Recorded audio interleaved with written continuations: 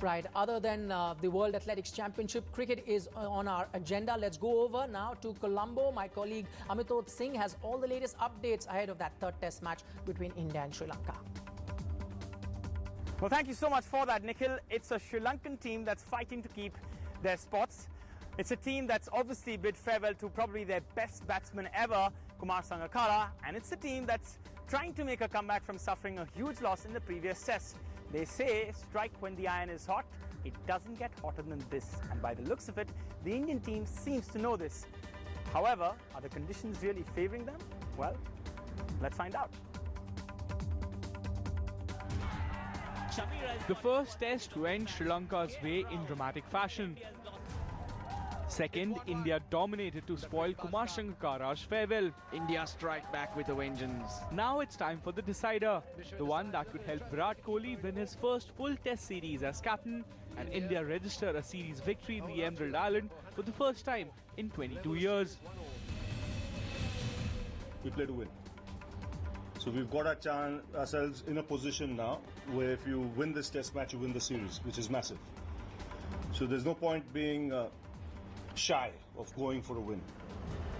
On paper, India will not be playing its first 11. Naman Ojha is likely to replace injured Wriddhiman Saha, while Cheteshwar Pujara is likely to come in for injured opener Murli Vijay. The key decision will be who to pick amongst Stuart Binnie, Harbhajan Singh, Bhuvneshwar Kumar or Varun Aaron. The deciding factor will certainly be the pitch. The Sinhalese Sports Club pitch, which has traditionally been a batsman's paradise, has now been transformed. Sri Lanka clearly doesn't want to give India's better performing spinners the clear advantage. So what have they done? Well, there is grass and there is lots of it. And as NDTV has learned from its sources, this is it. They won't be chopping any more of it. Only this particular roller might just be rolling a little longer and therefore the grass's color will probably change. This pitch is going to give us a result or not?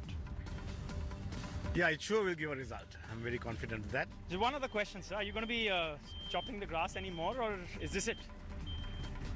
Well, it's early days still, and that's a top secret. Well, you said there could be another cutting of grass from what you saw. Is there any chance that there may not be any cutting of grass? May not be. So and that's why we are waiting. There may not be. Accordingly, we'll pick our 12. On the other hand, the retirement of Kumar Sangakkara means that Sri Lanka don't look as threatening as they usually do in home conditions. And this may have a big impact on the result of the game. In Colombo, with Sanjay Kishore and Naman Singh, Yash Chawla, NDTV.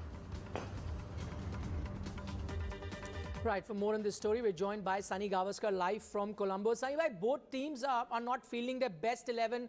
You know, in one team we've got injuries, the other Sangakkara retirement. But which team do you think is worse off? India after losing Wriddhiman Saha, Murli Vijay, Shikhar Dhawan to injuries, or Sri Lanka after losing Sangakkara because of his retirement? I think Sri Lanka are worse off because they've actually lost one of the two classy players that they've got. India, on the other hand, doesn't really have too much of a problem with their batting or their bowling. I do not think that there's an adequate replacement for Kumar Sangakkara. And although he wasn't in the best of form in the two test matches, when you don't have somebody of his experience in the dressing room, it can tell. I mean, if you have a look at the number of test matches that the Sri Lankan players have played, there's Erath with 62, Matthews with, I think, 50, 51, and nobody else has played more than 22. So it just tells you that there is a lot of inexperience in the Sri Lankan dressing room. On the other hand, India, after having won the second test, will be very, very high on confidence. Okay, so talking about the Indian playing 11, we know two changes are likely to happen because Wriddhiman Saha is out. They'll have to get in a wicket-keeper. Opener already, we heard Virat Kohli after the second test match making it very clear that Pujara is most likely to open. He said that in the press conference. But the third change that everyone's talking about and we're not certain of is Stuart Binnie. Now, how do you see this? On one hand, many would say that, you know, he just got one test match. It's not fair to judge him just by one test match. You got to play him. On the other, he didn't perform that well in that one test match that he played. Which way will you be tilted when you're deciding if you were part of that team management for this test match? Well, this is the deciding test. This is the third and final test. And you've got to look to take 20 wickets. And if you're looking to take 20 wickets, you need to have that fifth bowler because that's what you've been talking about, going into a playing 11 with 5 regular bowlers. And with the greatest of respect to Stewart, he is not your 5 wickets in an innings bowler. On the other hand, Bhuvneshwar Kumar can do the job in case they leave the grass on the surface, which of course is something that we always see in the subcontinent. The previous day there's a lot of grass, next day you turn up and the grass has suddenly disappeared.